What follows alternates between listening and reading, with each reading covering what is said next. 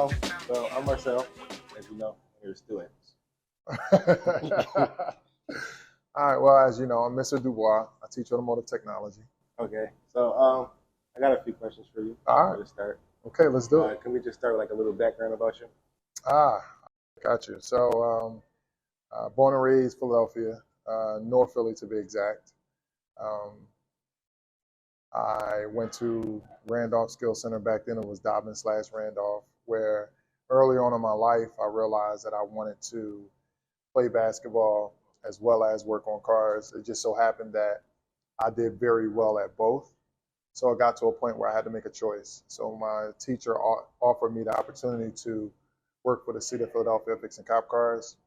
My mom was struggling, so I gave up basketball to actually work for the city of Philadelphia fixing cop cars. And then from there, my career went from city of Philadelphia to SEPTA to now I'm a high school teacher.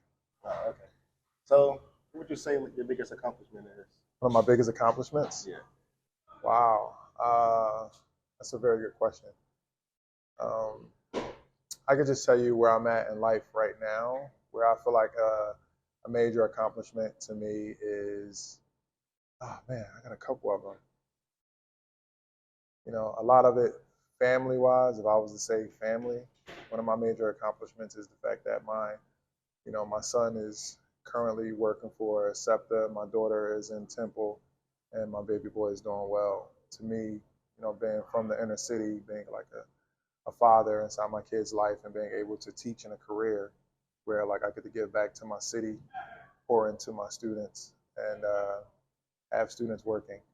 I think one of a very big accomplishment is actually this year, now that I have 6 students working, and the goal is to have, I have 6 out of the 14 students that are in my advisory working, and the goal is to have 100% of them working by the end of the year. Okay.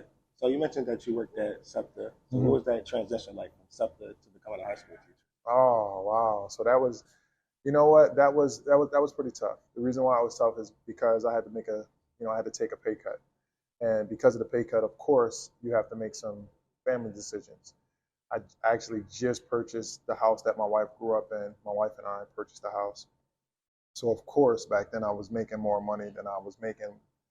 Uh, but like while deciding to become a teacher, the first thing I looked at was like, all right, okay, I love kids. I'm good at speaking. I can create lessons. I'm good at managing classrooms. But then it boils down to like the pay. So it was a tough transition. I talked it over with my wife. And then from there, we worked out the numbers. I have some investment properties. And to her, it was like a no-brainer. She looked at me as if I was crazy. She was like, oh, you'll be a fool not to do this. This is like your passion.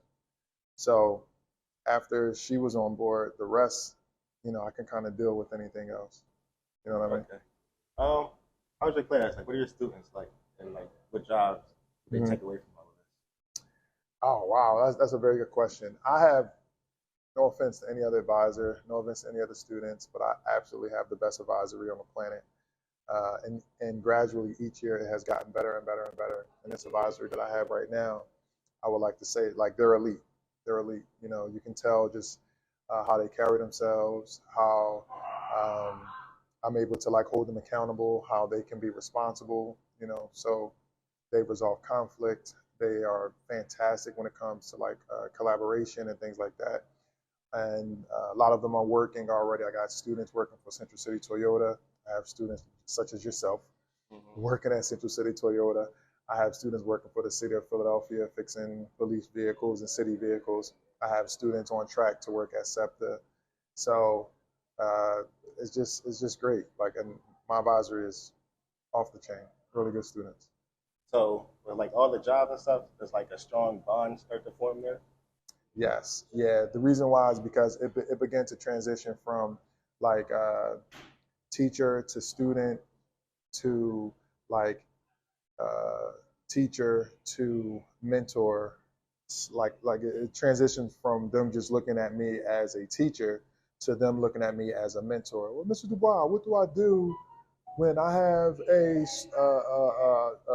technician saying this, or if I have somebody doing this, like now I'm able to like guide them in a way that goes beyond automotive technology. We talk a lot about financial literacy. We talk a lot about real estate now because they begin to see the things that like matter, you know.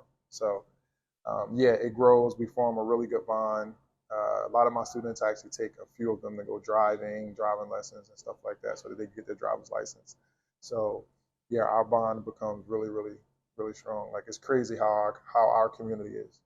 Okay, so a deeper question I have is why get so personal? That's a very good question. Very good question. I feel like the reason why I get personal is because you know there are certain things that the rest of the world will tell you like matter, such as like grades, such as going to college, such as getting a job.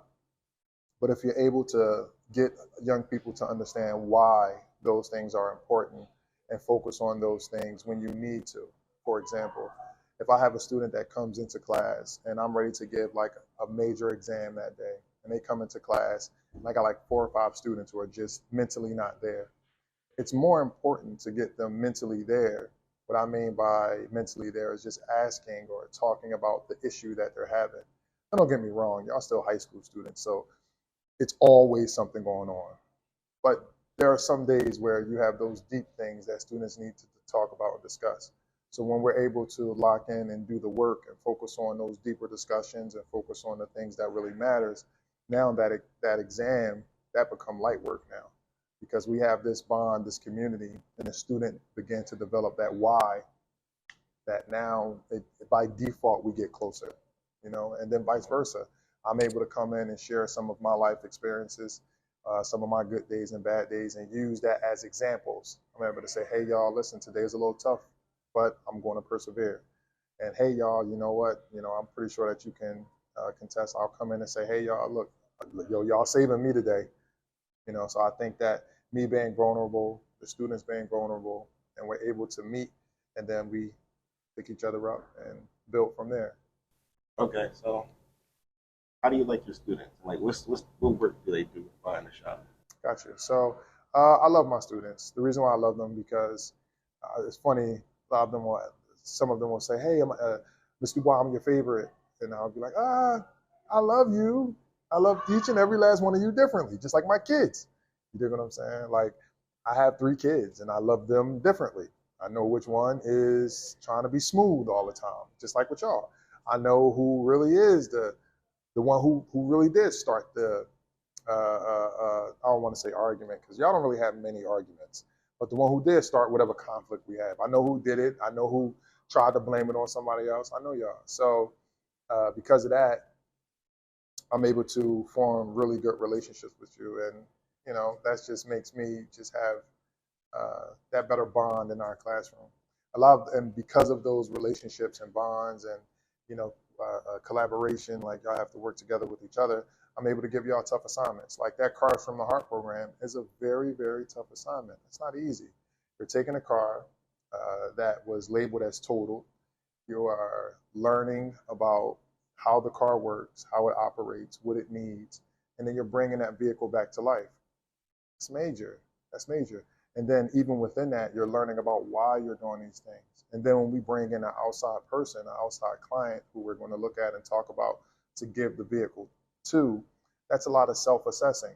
Just like I'm pretty sure, you know, as we were going through the application, you know, it went from, hey, y'all, we're going to review this application to, wow, yo, well, what about this? Well, what about that? Like it really got deep and it really pulled the students in the classroom together.